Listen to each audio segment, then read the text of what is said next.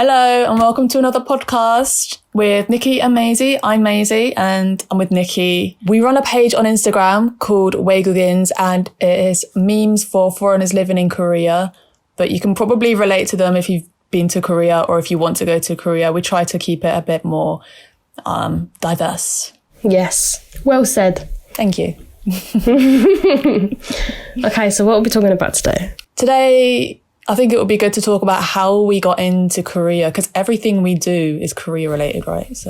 Yes. So this podcast is going to be about our experiences with Korea and K-pop and how we feel it has changed over the years because we've both been into it for ages, like 10 years, right? Yeah, nearly a decade. So how did you get into K-pop and how did you find it, like in the past, how do you find it different? When I first got into K-pop, it was very, very niche. As I think everyone would agree, like no matter what country you're from, probably not in Asia, but at least in Europe, it was insanely niche.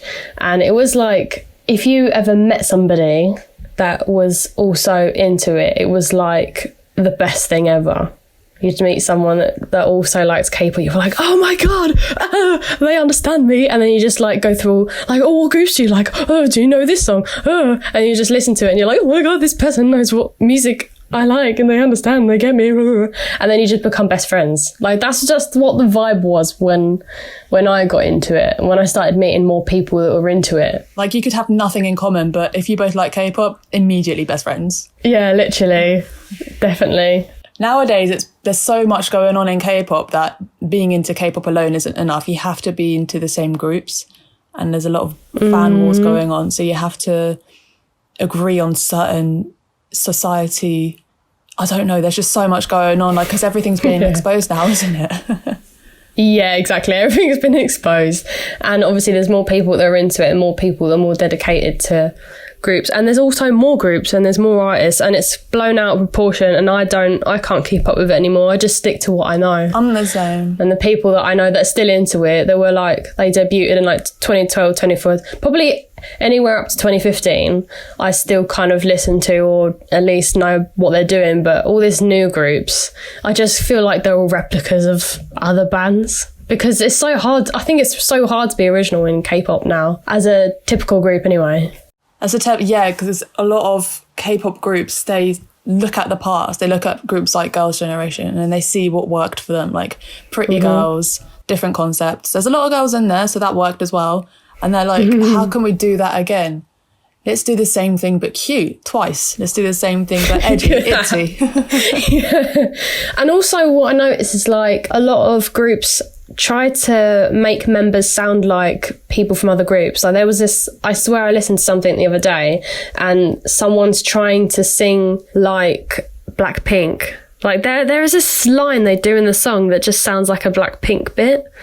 Do you never notice that anyway? Just to kind of new groups that come out and their voices just sound so similar to other people's. I have noticed a lot of, especially new groups doing that. And I remember thinking when Dawn released his music, he was very G-Dragon. Yeah, definitely. I think they were kind of going for that on purpose because he obviously wasn't like that when he was in Pentagon.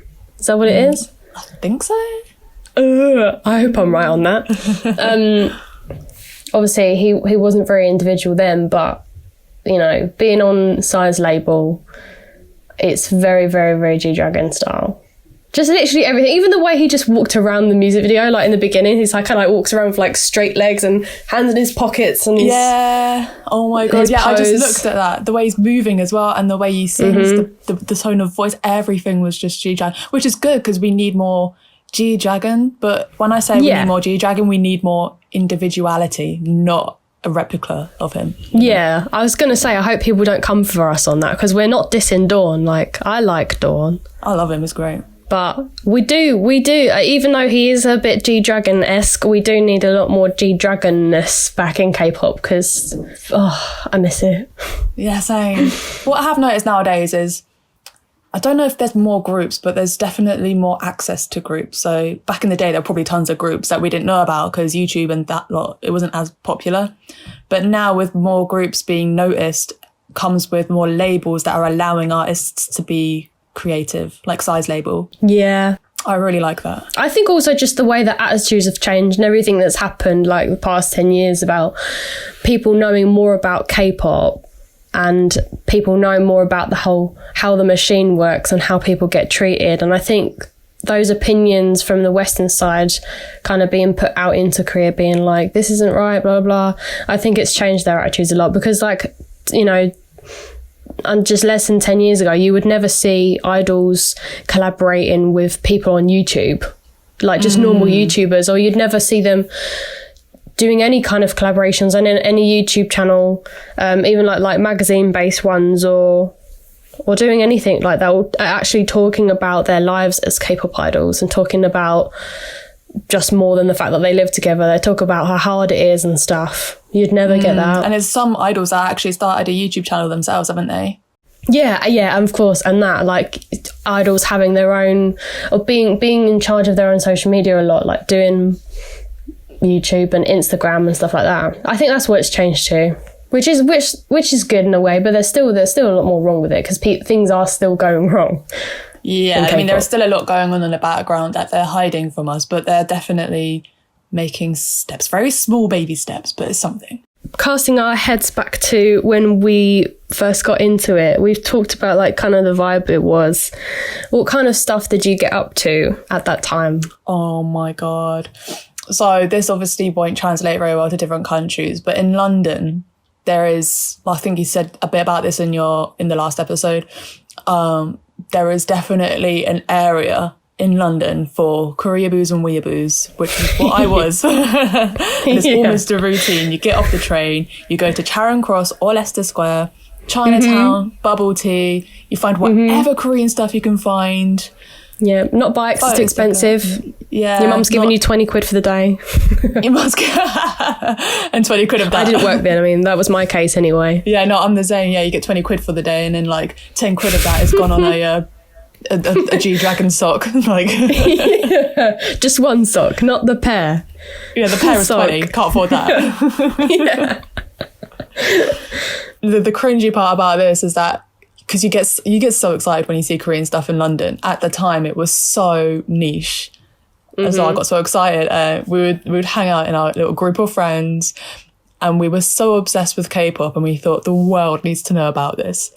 So we were the type of people that would sit in London in Chinatown, not Koreatown, Chinatown, and play Korean music.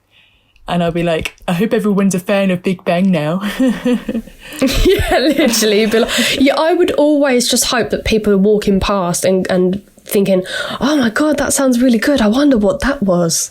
But no one cares. It just never happened. Or at least I always hoped that I would play something out loud and someone would go past and be like, oh, I love that song. Like, oh my God, I can't believe you know it. Like, that also never happened either.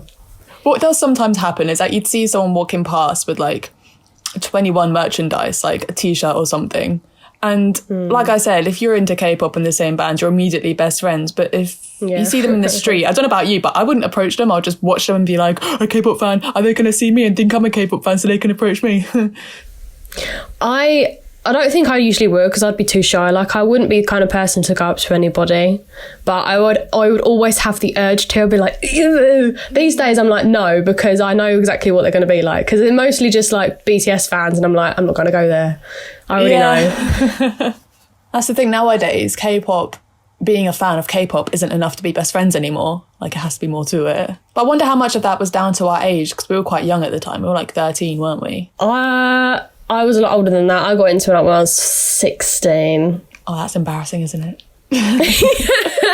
I couldn't imagine what I would be like if I got into it at 13. Oh my God. You would have been like me making like 21 cover videos.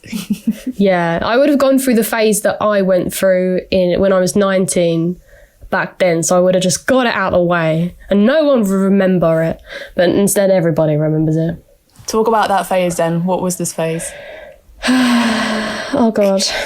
I'm debating whether or not to put pictures on screen about this. Probably not, because there's only like one picture of me that we've actually uploaded as a meme, which is the M Countdown one. Yeah. That's the only one. But that wasn't really a legit like my style back then. I was literally cosplaying for a laugh on one occasion. I was really into BTS at the time, still like with my original style, but then it just clicked and I was like, you know what, I want their haircut. I want their hair. My family were like, no, don't do it, you'll look horrible, blah, blah.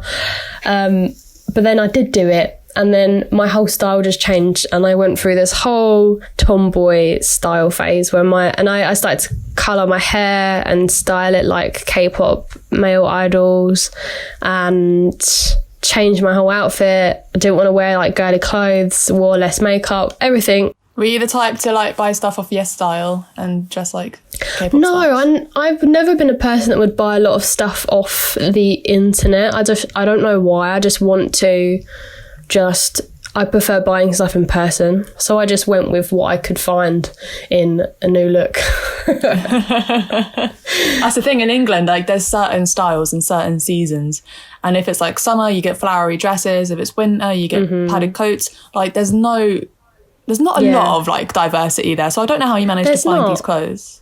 Yeah, I'd never looked good in any of them. They were all just as plain as possible. And some of them were like men's t-shirts, which just, I think my body type just does not look nice on me. Like just most t-shirts in general don't look nice on my body. Back then I got really, really frustrated about clothes because I found it really hard. I didn't want to wear like proper men's clothes. And I also didn't like the style because they were boring. I wanted to wear K-pop clothes. You wanted to be a K-pop star? Exactly, I wanted to be a K-pop star, but with no music. Not trying to be a K-pop star. But you did make covers and stuff. I did, but that was way before. I didn't make covers. I know I did one cover which you actually edited. Oh yeah. The Lim Kim one. I did do a cover then actually, but that was the last. I did continue YouTube a little bit with that style, but I made a YouTube channel called Nikki's World. In Hangul, obviously. And Nikki's World. Yeah, it's like Nikki's World. It's gone now. It didn't go for long. I did like two videos and I was like, no. Oh, mate, I was getting ready to search that up. I mean, I don't know. I think it's down, but I think I've still got one of the old files on my computer. And it's just like a really bad reaction to Frozen, but like meme horn version. It's quite funny. I've got a vague memory of you reacting to, I think we reacted to this on YouTube, but you're reacting to something and you've got the headphones on so no one watching the video can hear what you're reacting to. You're just there in silence going, here we go.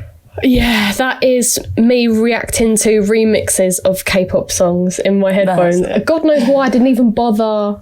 I didn't put the music on it. I mean, obviously I probably didn't know how to because I didn't have a camera. I was filming on my iPad at the time. Oh my God. No, this was ages ago. And I was even in my pyjamas. Like, why? I had holes in that pyjamas because of my dog. So I was just in this like homeless looking pink pyjamas screaming, like, but not screaming. So it's like for the 5 minutes. Why? Oh my God, I would love to have known what was going through your head. Oh, it was just like the fangirling was painful. Like even when I did KBS, you know, afterwards there was a little party and they just played loads of K-pop music and everyone danced and it would just turn into a club. And then I was kind of partying by myself because I didn't really know anybody. But then G-Dragon Pitakage came on and I was so excited that something in my neck kind of moved or something. And it was really painful and I was like, I probably looked like I was choking because I was just dying. And I was like, and then from that moment, I think it's my nodes or there's some sort of muscle in my neck that can be triggered when I fangirl and it creates this insane pain. Oh my God. And I can't swallow and it's really painful. And it used to happen every day. Like since that day, it used to happen every evening at some point. And I'd like push around in my neck with my hand and I can feel it. I can feel where it is. But I'd have to like unhook it. I can't explain it. I've never been to the doctor about it because it's embarrassing to be like, I fangirled and I hurt myself. It's a dangerous hobby to have. It is. Don't fangirl too much. it's painful. It's literally painful. You probably create so much pressure in your head as well. That's all I could feel like. When I'd get overexcited about something, I just felt this like pressure, so I can't let it out, and then that would pop. Yeah, that is in my neck. I've never had such a physical reaction. I used to get really like, my heart would be like "Ooh," for ages, and I'd be sat there. I'd have all this energy that I didn't know what to do with, so I'd just be sat there like, "Don't you want to?" Like that. Oh my God, I used to like jump around the room and shit. It was just ridiculous. Oh my God, we are such. Like I remember watching a Vix music video, and do you know Vix that well? I know a few of their songs. Yeah, they're the dark guys, aren't they? Yeah. There was a music video where it's like kind of robotic, set in the future type thing. Yeah, that's a good one. And the effects and just the song was just so amazing that I think I was just sat there on my bed, and then, unfortunately, I don't know why, but my dad was watching it with me, and I couldn't contain the fangirling, and my whole body just flung backwards to the wall, and I was like, my arms were back, and I just couldn't move, and I was just like shook. I could not do anything. I feel like you had some serious problems back in the day. Oh, God's sake. Yeah. When you mentioned KBS, that did remind me of something. Mm-hmm. You were in a Koreaboo type documentary about being a fan of BTS in Korea. Is that KBS? You had to go to BTS's SBS. family SBS. Well, BS, Wait, I think you're skipping like years ahead. I know, right? But I think that's important. I think that's really important because it's part of was your Koreaboo really phase, but you weren't in that phase anymore, so you had to pretend you were. Oh my God, yeah. Okay, yeah, this is definitely related because that was I think that was arguably more painful, having to pretend that I was still as crazy when I wasn't, and I didn't really know what it was. Like I knew it was like kind of BTS fans but traveling, but after seeing the edit, they've made it out that we've gone to Korea to meet BTS, and you didn't even get to meet them. No, I mean, apparently they asked, because on the last day, it was 2 days of filming. On the last day, it was the first day of their Seoul tour, it's not Seoul tour. They started in Seoul and we went there, but we had to pretend that we had tickets to go in because they asked us like, do you have tickets to go? And we was like, no. And they asked if we could meet them, but they said no, which is understandable. Like, I mean, they're busy. They're getting ready to do a concert. Like, they don't have the time. I kind of expected the whole day that I was going to meet them because, like whenever you watch stuff like, oh, fans get surprised by whoever, they're just like, how do they not realise that they're on a programme that is about an artist and they literally don't expect them to meet them in the end? And it always happens. So I was like doing makeup like, I'm going to meet BTS today, I'm going to meet BTS today. But it didn't happen because they're busy. Do you reckon BTS watched it though? I hope so, but I find that they might have been bored because I would have seen straight through it that we were not legit BTS fans.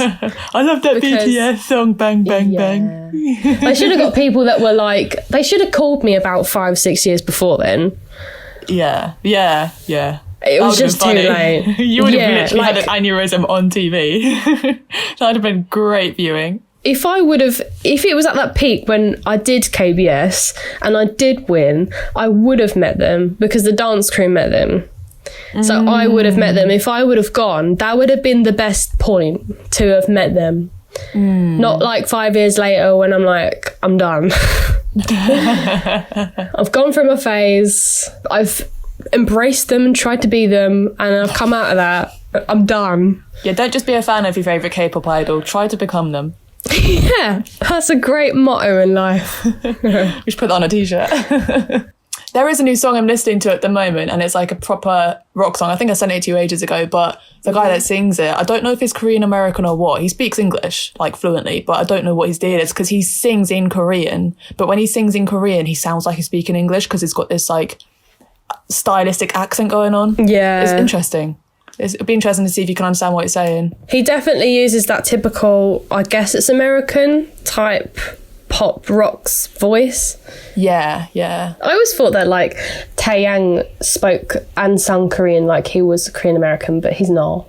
I always found that really weird. He was really into that in English for a while, but he was never like fluent, I don't think. Yeah, because he spoke in English on his like English trailer for a tour or something. He did an English album as well, didn't he?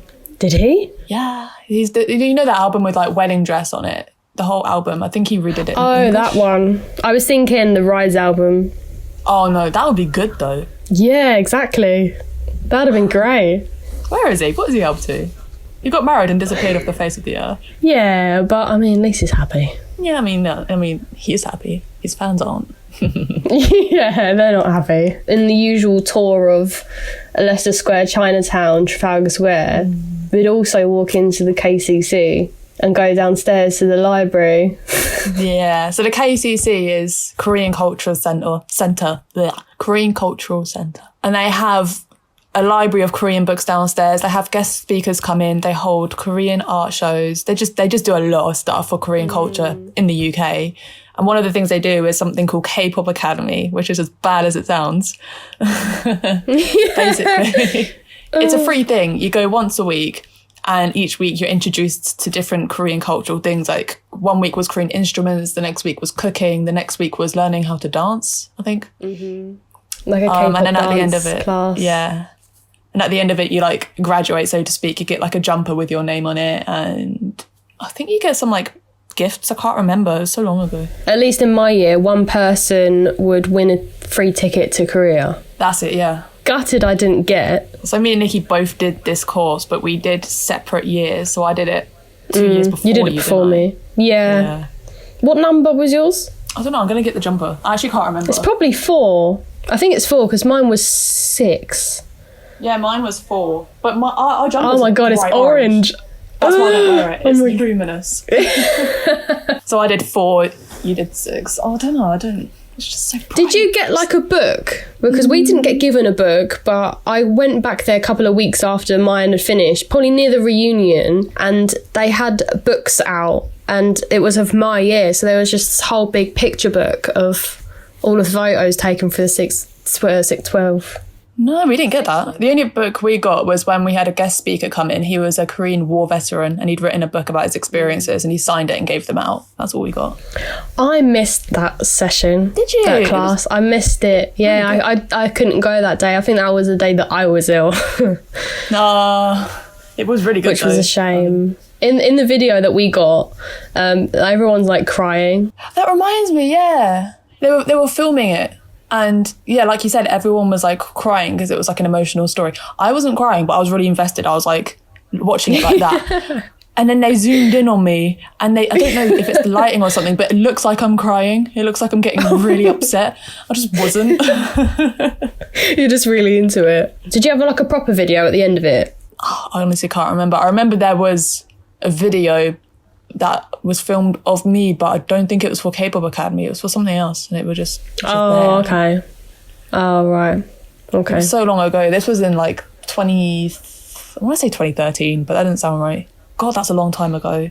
It was good fun though. If you are in London, or if your country's Korean Cultural Centre does a similar thing, I do recommend it, especially if you listen to K-pop, because you do meet some good friends there. And eat. I mean, you didn't. I mean, I didn't, because I'm a shy person, but I went there. Which is hard to believe. I know. They're like long sessions, like an hour or 2 hours, something like that, and they're like 4 weeks or something.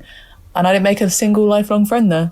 I mean, I don't think I made like a lifelong friend there, but it was fun at the time. I've just met you through it, and I think you're like the lifelong friend that I've met through K-pop. And we did Kpop Academy, so technically, I think you're a lot more outgoing than me, aren't you? Because you can speak to new people easily. Me? Yeah. I'd say I'd used to, but I think since the pandemic and coming back home, it's kind of gone the other way. But I was super shy. I was not a loud person in school at all. And in college as well, because I started secondary school on my own, so I didn't go out with any friends, so that was really hard. And then, yeah, college, I was like super shy, even though I did music. Because I think I always had like the same like type of friends, like always gravitate towards the same people. And I think when I got to college, I was kind of thrown into a group of people that I wasn't typically friends with, personality wise. So I was like, ugh. And I was like super into K-pop, obviously. So it was really hard to kind of talk to people when there was nothing really to speak about. I think I became more confident through uni.